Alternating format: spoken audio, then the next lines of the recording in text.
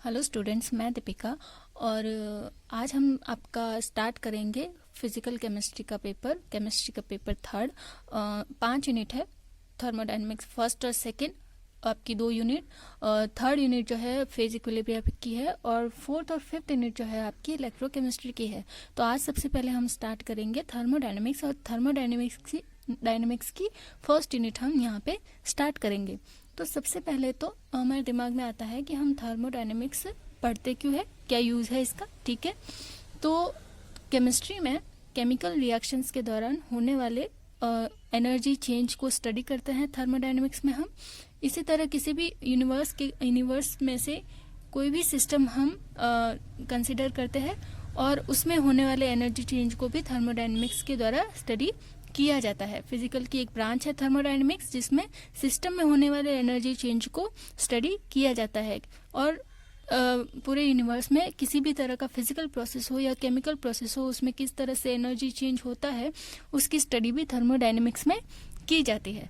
तो thermodynamics start करने से पहले आपको कुछ इसकी बेसिक नॉलेज होनी चाहिए, कुछ बेसिक टर्म्स आपको पता होनी चाहिए। वैसे तो आप पढ़ के आए हुए हैं 11th में, फिर भी वापस यहाँ पर थोड़ा रिवाइज कर लेते हैं बेसिक टर्म्स को।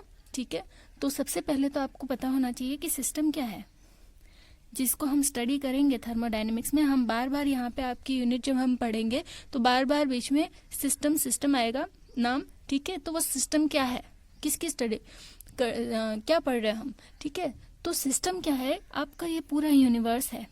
ठीक है, पूरा यूनिवर्स है। उस पूरे यूनिवर्स में से वो पार्ट जिसको आप स्टडी कर रहे हैं, जिसमें होने वाले एनर्जी चेंज को आप स्टडी कर रहे हैं, वो पार्ट आपका क्या कहलाता है, यहाँ पे सिस्टम कहलाता है। ठीक है, और उस पार्ट को छोड़कर पूरा यूनिवर्स जो है आपका यूनिवर्स कहलाएगा। ठीक है, इस सिस्टम की एक पार्ट को छोड़कर रेस्ट ऑफ जो भी बचा हुआ है वो आपका सराउंडिंग कहलाएगा।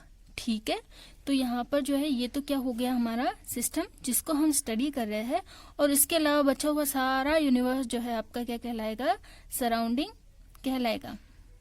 ठीक है, ओके।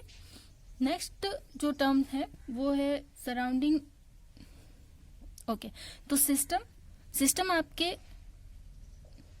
डिफरेंट टाइप के होते हैं। फर्स्ट जो है आइसोलेटेड सिस्टम, या फिर आप इसे विलगित निकाय भी कह सकते हैं। आइसोलेटेड सिस्टम में क्या होता है, ना तो एनर्जी का एक्सचेंज होता है, ना तो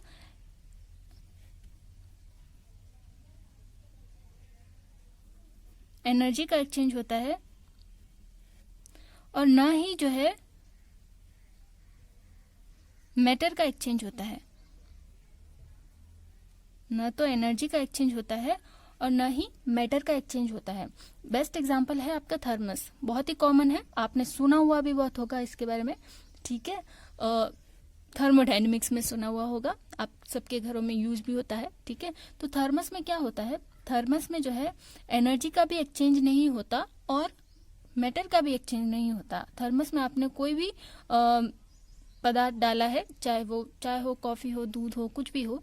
ठीक है, तो क्या होता है कि सराउंडिंग के साथ, ये थर्मस क्या है हमारा एक सिस्टम, और थर्मस के बाहर पूरा यूनिवर्स जो है इसके लिए सराउंडिंग का काम करेगा। ठीक है, तो हम यहाँ कह रहे हैं कि थर्मस से ना तो मैटर का एक्सचेंज होता है सराउंडिंग के साथ, ये सिस्टम ये सराउंडिंग, तो ना तो मैटर का एक्सचेंज होता है, ना ही यहाँ पर एनर्जी का एक्सचेंज होता है। ना तो एनर्जी बाहर से अंदर आएगी, ना अंदर से बाहर जाएगी, ना ही मैटर या पदार्थ बाहर से अंदर आएगा, ना ही अंदर से बाहर जाएगा। तो इस तरह के जो सिस्टम कहलाते हैं वो आपके आइसोलेटेड सिस्टम कहलाते हैं। ओके, सेकेंड टाइप का जो सिस्टम है वो हम कहेंगे क्लोज सिस्टम, जो कि क्या है, बंद निकाय, आप हिंदी में कहेंगे इसे क्लोज सिस्टम, बंद निकाय। बंद निकाय में क्या होता है, एनर्जी का एक्सचेंज होता है, एनर्जी का exchange of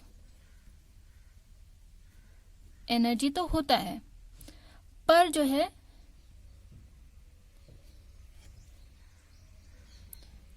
energy exchange of matter यहाँ पे नहीं होता। क्लोज सिस्टम में क्या होता है, एनर्जी का एक्सचेंज तो होता है पर मैटर का एक्सचेंज यहाँ पर नहीं होता है। ठीक है, इसके बाद जो बात करेंगे हम ओपन सिस्टम की, खुला निकाय। खुला निकाय में क्या होता है कि एक्सचेंज ऑफ एनर्जी भी होता है और एक्सचेंज ऑफ मैटर भी होता है। ठीक है, एनर्जी का एक्सचेंज भी होगा और मैटर का एक्सचेंज भी होगा ओपन सिस्टम में। ओके, तो सिस्टम यहाँ पे आपके 3 प्रकार के होते हैं, आइसोलेटेड सिस्टम या विलगित निकाय, क्लोज सिस्टम या बंद निकाय, ओपन सिस्टम या फिर खुला निकाय। ठीक है, तो इस तरह से जो है हम सिस्टम को पहचानते हैं कि कौन सा सिस्टम किस तरह का है। ओके, नेक्स्ट यहाँ पर हम बात करेंगे प्रोसेसेस की। बेसिक सी चीजें हैं। ठीक है, थर्मोडायनेमिक्स, डायनेमिक प्रोसेसेस। ओके, तो थर्मोडायनेमिक प्रोसेसेस में सबसे पहले आप पढ़ेंगे आइसोथर्मल प्रोसेस। आइसोथर्मल प्रोसेस को आप हिंदी में कहेंगे समतापी प्रक्रम। ठीक है, यहाँ पर कह रहे हैं कि एक सिस्टम है, उसमें एनर्जी एक्सचेंज के दौरान या फिर किसी भी तरह के चेंज के दौरान जो है वो टेम्परेचर यहाँ पर कांस्टेंट रहता है। ठीक है, क्या किसी सिस्टम में किसी भी तरह के चेंज के दौरान जो है वो टेम्परेचर आपका कांस्टेंट रहेगा। ओके, तो dt क्या हो जाएगा 0। इनिशियल स्टेज पे भी टेम्परेचर जो था वो ही आपका फाइनल टेम्परेचर भी होगा, तो उस केस में जो है dt क्या हो जाएगा 0। और अगर हम अति सूक्ष्म परिवर्तन की बात करें तो d को इस तरह से लिखेंगे और वो हो जाएगा 0। ठीक है, फाइन। सेकेंड में जो है, सेकेंड अगर हम बात करें तो हम कहेंगे एडियाबैटिक प्रोसेस। एडियाबैटिक प्रोसेस को हिंदी में कहेंगे हम रुद्धोष्म प्रक्रम। क्या? रुद्धोष्म प्रक्रम। इसमें क्या होता है कि ना तो हीट एंटर करती है सिस्टम में, कोई भी सिस्टम है उसमें हीट ना तो एंटर करेगी ना ही हीट सिस्टम से बाहर जाएगी। क्या? सिस्टम में चेंज के दौरान हीट ना तो सिस्टम में एंटर करेगी ना ही सिस्टम से बाहर जाएगी। तो इस तरह के जो सिस्टम होते हैं या इस तरह के जो प्रोसेस होते हैं वो क्या कहलाते हैं आपके adiabatic process. No heat enters और leave the system during any change in the system. ठीक है, सिस्टम में किसी भी तरह के चेंज के दौरान जो है वो हीट ना तो एंटर करेगी ना ही हीट यहाँ से एग्जिट करेगी, लीव करेगी। ठीक है, अब यहाँ पे थर्ड टाइप का जो है वो है आइसोबैरिक प्रोसेस। थर्ड टाइप का जो प्रोसेस है वो आइसोबैरिक प्रोसेस या फिर आप कहेंगे समदाबी प्रक्रम। समदाबी नाम से ही पता चल रहा है कि सिस्टम में चेंज के दौरान जो है प्रेशर हमेशा कांस्टेंट रहेगा, दाब में कोई परिवर्तन नहीं होगा। सिस्टम में परिवर्तन के दौरान, किसी भी तरह के परिवर्तन के दौरान दाब में कोई परिवर्तन नहीं होगा। इनिशियल स्टेज पे जो दाब था वही फाइनल स्टेज पे दाब रहेगा। तो इस तरह से डेल पी भी क्या हो जाएगा हमारा 0। और अति सूक्ष्म परिवर्तन की बात करें तो इस तरह से लिख सकते हैं। ठीक है, तो ये हुआ आइसोबैरिक प्रोसेस। नेक्स्ट देखते हैं फोर्थ, आइसोकोरिक प्रोसेस। आइसोकोरिक या फिर सम आयतनी कह सकते हैं, सम आयतनी।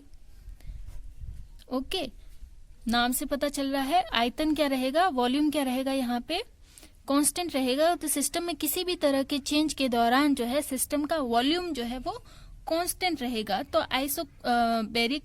आइसोकोरिक टाइप के प्रोसेस होंगे। इसके बाद जो है साइक्लिक प्रोसेस में क्या होगा कि कोई सिस्टम है आपका, ठीक है, वो वेरियस प्रोसेस के थ्रू जा रहा है, अलग अलग स्टेप्स के थ्रू चेंज हो रहा है। ठीक है, कोई भी सिस्टम है आपका वेरियस प्रोसेस के थ्रू, वेरियस स्टेप के थ्रू जा रहा है, उसमें चेंज हो रहा है। ठीक है, पर फाइनली वो क्या होता है, अपनी इनिशियल स्टेज पर वापस आ जाता है। क्या सिस्टम जो है वेरियस पाथ के थ्रू पास होता है और फाइनली लास्ट में वो वापस अपनी इनिशियल स्टेज पर आ जाता है। तो इस तरह का जो है वो सिस्टम क्या कहलाएगा या प्रोसेस क्या कहलाएगा, आपका साइक्लिक प्रोसेस। ठीक है, नेक्स्ट है यहाँ पे रिवर्सिबल प्रोसेस और इरिवर्सिबल प्रोसेस। ठीक है, रिवर्सिबल प्रोसेस और इरिवर्सिबल प्रोसेस को समझने के लिए हम यहाँ पे एक एक्सपेरिमेंट करते हैं।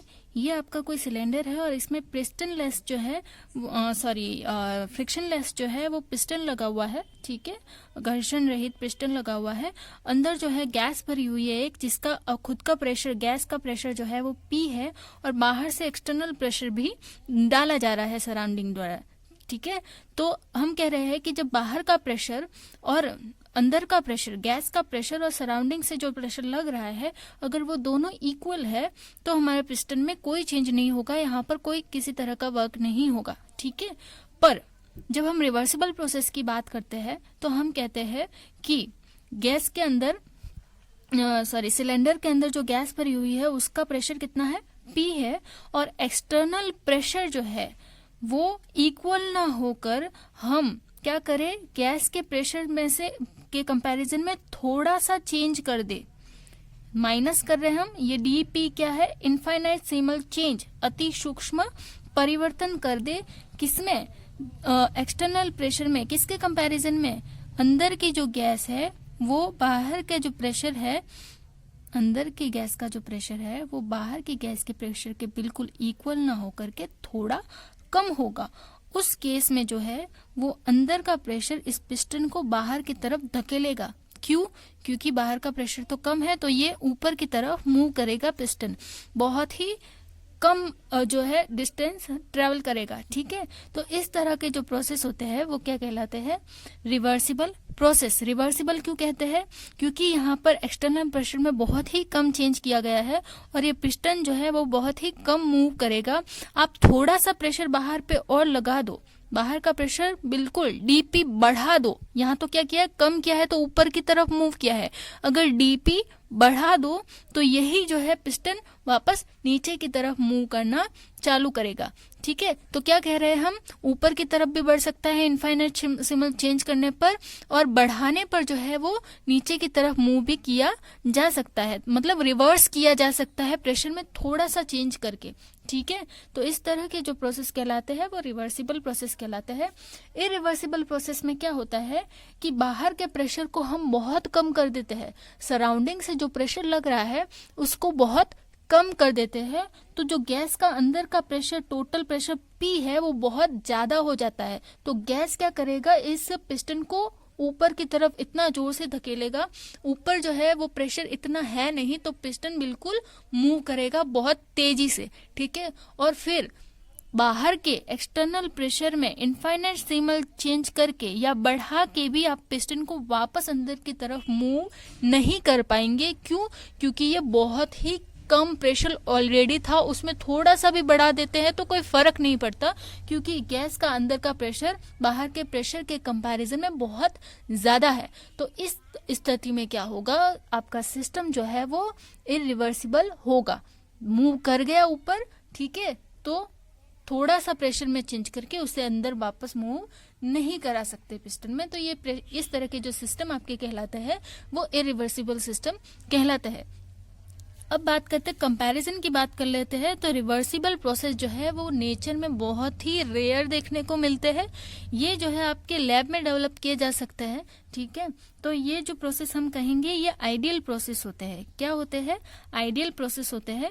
जबकि इरिवर्सिबल प्रोसेस क्या होते हैं, रियल प्रोसेस होते हैं। नेचर में जितने भी प्रोसेस है, ओके, वो सारे के सारे मोस्ट ऑफ जो है वो इरिवर्सिबल प्रोसेस है। ओके, कैसे, जैसे कि जैसे वाटरफॉल है, ओके, वाटरफॉल क्या करता है, ऊपर से नीचे मूव करता है। पानी क्या है, ऊपर से नीचे ही गिरता है हमेशा, ठीक है। आप नीचे से ऊपर उसको नहीं मूव करा सकते, अगर उसको मूव कराना है तो आपको अलग से वर्क करना पड़ेगा, ठीक है। तो नेचुरल जो प्रोसेस है वो सारे के सारे क्या होते हैं, रिवर्सिबल होते हैं, सॉरी इरिवर्सिबल होते हैं। वो ऊपर से नीचे मूव किया तो अब वापस वाटरफॉल का पानी ऊपर उड़ने नहीं लग जाएगा, ठीक है। तो हम यहाँ से कह सकते हैं कि इरिवर्सिबल प्रोसेस, नेचर के जो प्रोसेस होते हैं वो इरिवर्सिबल होते हैं और वो रियल प्रोसेस होते हैं। फाइन। दूसरा है रिवर्सिबल प्रोसेस जो है वो स्लो होते हैं। रिवर्सिबल प्रोसेस क्या होता है, स्लो होते हैं, धीरे धीरे धीरे धीरे मूव कर रहा है और वापस इसको थोड़ा सा बढ़ा दिया एक्सटर्नल प्रेशर को तो ये वापस धीरे धीरे नीचे भी मूव करने लग जाएगा। तो ये क्या होता है, स्लो प्रोसेस होता है। जबकि ये जो है इरिवर्सिबल प्रोसेस जो है वो स्लो नहीं होते हैं। इतना प्रेशर था अंदर कि एकदम से पिस्टन को ये बाहर की तरफ मूव करा देता है और वापस हम थोड़ा प्रेशर बढ़ा के मूव नहीं करा सकते नीचे की तरफ, ठीक है। इसके अलावा जो है वो रिवर्सिबल प्रोसेस जो है वो सराउंडिंग के साथ जो है इक्विलिब्रियम में रहता है। इक्विलिब्रियम